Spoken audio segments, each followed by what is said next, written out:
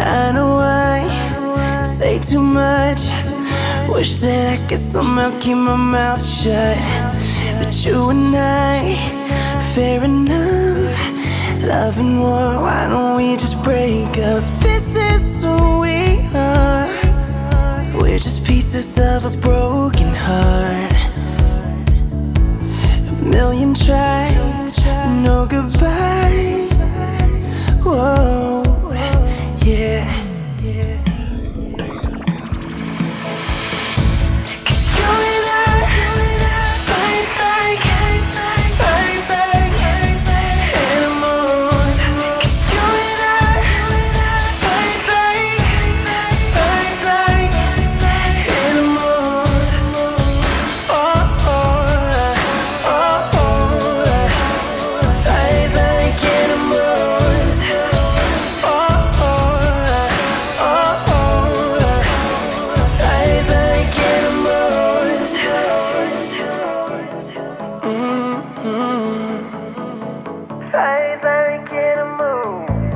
Here we are, face to face.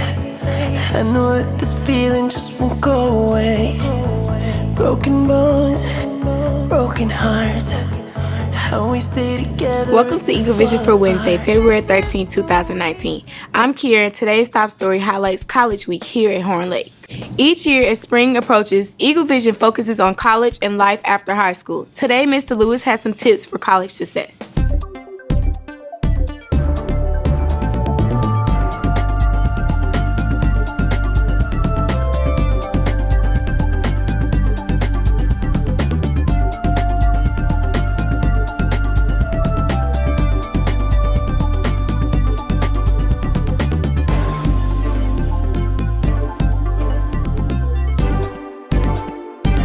In 2013, Professors Lynn Jacobs and Jeremy Hyman authored the book, The Secrets of College Success.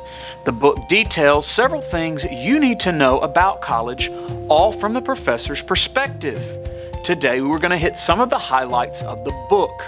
Number 1, you're in charge. For many students, the most striking thing about college is that there's no one there to hold your hand.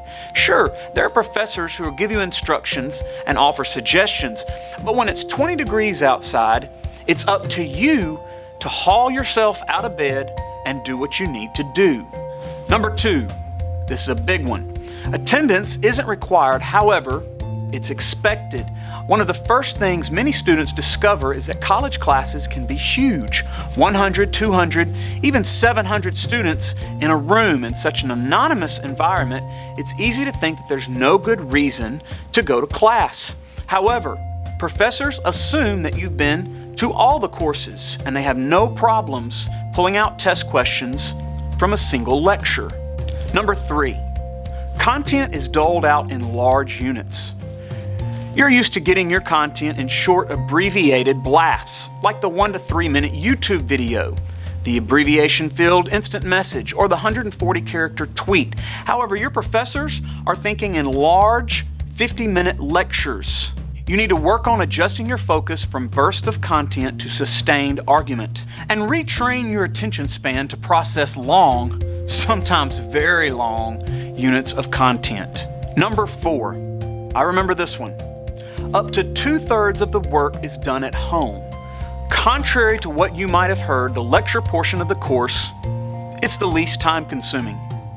That's because the professor is expecting the bulk of the work to be done by you, on your own.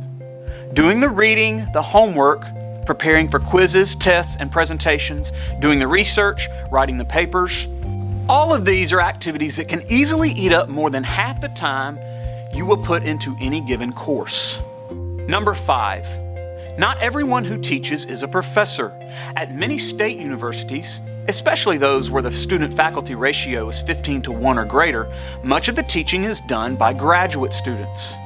At some of the better schools, only the very advanced graduate students are allowed to teach their own courses. But at other schools, the lecturer can be a first-year graduate student who didn't even major in the field in college.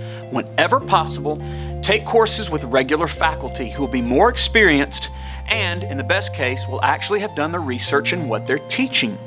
Number 6, understanding is more than just memorizing. While some intro courses have some amount of memorizing, other beginning courses will include essays on the exams. And in virtually every advanced or upper division course, you'll be asked not just to regurgitate what you've memorized from the lecture or textbook, but to do some analysis, apply the concepts to new cases, and organize the material or data in some sort of new, interesting way. And finally, number 7, the professor's on your side and wants to help. Many students see the professor as the enemy to be defeated, but really, the professor is eager to teach you and, believe it or not, would actually like to see you do well. So when the professor invites you to come by an office hour, or go to a review session, or just to communicate by email, Skype, or Facebook, consider the possibility that the professor really means it, because he or she probably does. Of course, you can also arrange for a tutor at most schools. Many students and adults alike often wonder about the differences between traditional college degrees and the new popular online options. Today, we also have a short segment detailing the pros and cons of both. There are pros and cons to both the traditional college degree and online college degrees. The traditional college degree gives the students an immersed social atmosphere, complete with dorm life, college living, and amenities like world-class libraries and resources. However, all of this does come at a cost. Traditional degrees cost more time and money. Traditional degrees typically take somewhere in the neighborhood of 3 to 5 years to complete. Online degrees will not give the student the traditional experience. However, they are way cheaper. You can take the courses at your own pace and on your own time. Many students will load up on these classes, and you can potentially finish your degree in just a few years.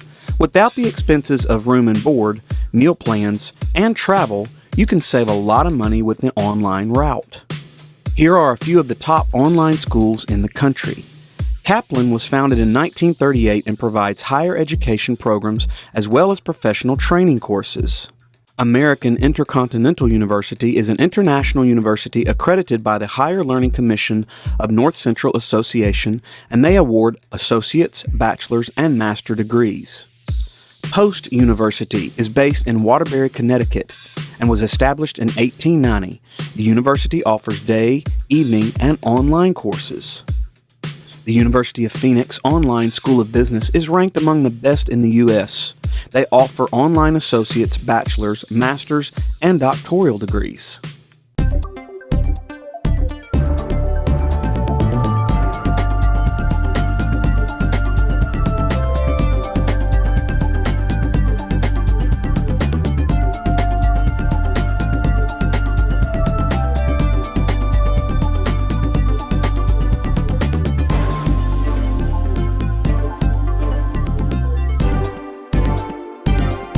Now time for today's birthdays. Happy birthday to Brianna Swain and Tamaya Wheeler. Happy birthday!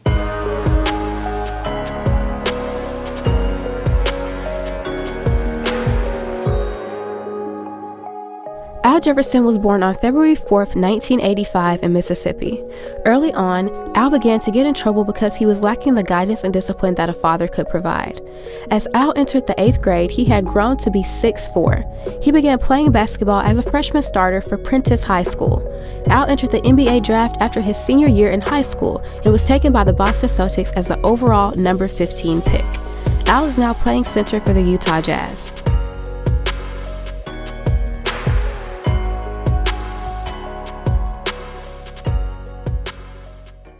It's now time for today's announcements. Pay attention, we're moving fast. Students interested in trying out for the cheerleading team can get a tryout packet from the front office. Ms. Johnson will be at HLHS during lunch today to collect the tryout forms. Trials will be held at Horn Lake High on February 28th. Please email or call Ms. Johnson if you have any questions. Seniors, listen up. Do you know that there is a scholarship awarded to one high school senior who has served and will continue to serve Horn Lake community? If you're involved in any activities or services that make Horn Lake a better place, you qualify as long as you plan to attend college in Mississippi, Tennessee, or Arkansas. Applications can be picked up at the Council's Complex. The deadline to submit an application is Friday, February 22nd. If you have any questions, see Mr. Bostic in room A12. Attention AP students, please be sure to pay your test fees to Ms. Reed in room D17 by March 1st. Beta Club will meet in the multi-purpose room at 7 a.m. on the first and third Fridays of each month. Eagle Vision cast applications are now available. If you've been wondering how you can join the EVTV cast, now is your chance. Check out our website, www.hornlaketv.com. Print out the application, fill it out, and turn it into Miss Lewis in room E4 by this Thursday at 3 p.m. That's it for today's episode. Here at Horn Lake, we're better students, always growing and expecting more. Stay tuned for your lunch menus and athletic schedules. We'll see you here tomorrow. Have a fantastic day. I know I say too much. Wish that I could somehow keep my mouth shut. But you and I, fair enough. Love and war, why don't we just break up? This is who we are. We're just pieces of a broken heart. A million tries, no goodbye. Whoa, yeah.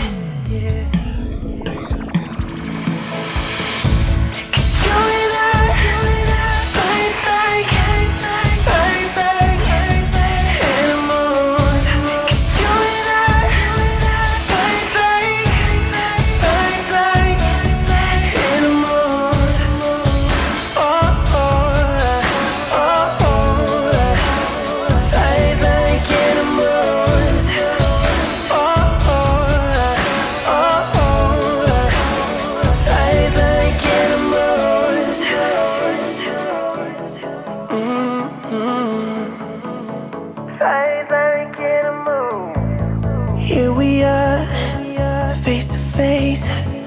I know that this feeling just won't go away. Broken bones, broken hearts. How we stay together is to fall apart. This is who we are. We're just pieces of a broken heart. A million tries, no goodbye. Whoa, yeah.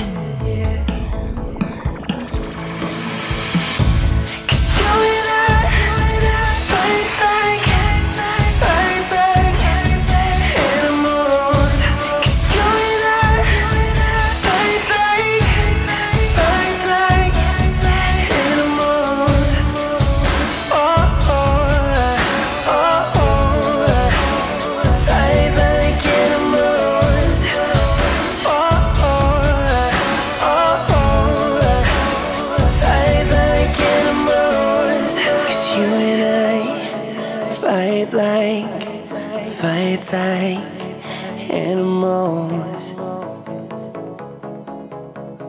like animals.